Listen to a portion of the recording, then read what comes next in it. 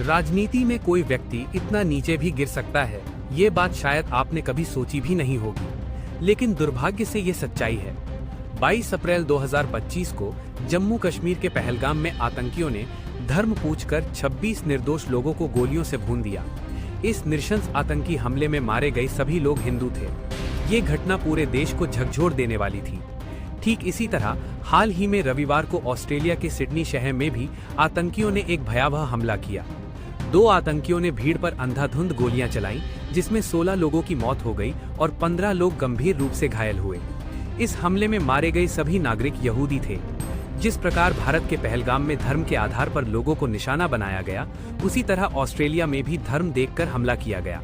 आतंकवाद का ये चेहरा पूरी दुनिया के लिए एक समान है। लेकिन अफसोस की बात यह है कि जब भारत में कोई आतंकी हमला होता है तो कुछ लोग अपने राजनीतिक स्वार्थ के लिए आतंकियों को बचाने या हमले को राजनीतिक साजिश बताने लगते हैं। वे अपने ही देश के नेतृत्व पर गंभीर आरोप लगाते हैं और कहते हैं कि चुनाव के लिए ऐसे हमले कराए जाते हैं।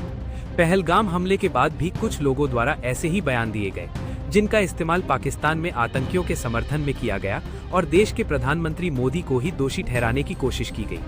आज ऐसे लोगों से सवाल पूछा जाना चाहिए कि जब ऑस्ट्रेलिया में आतंकी हमला हुआ तो क्या वहां भी प्रधानमंत्री नरेंद्र मोदी हैं?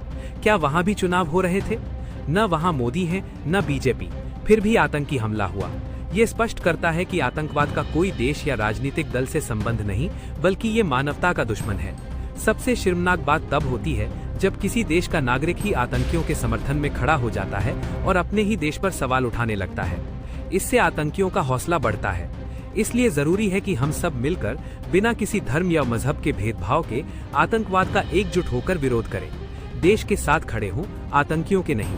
जय हिंद।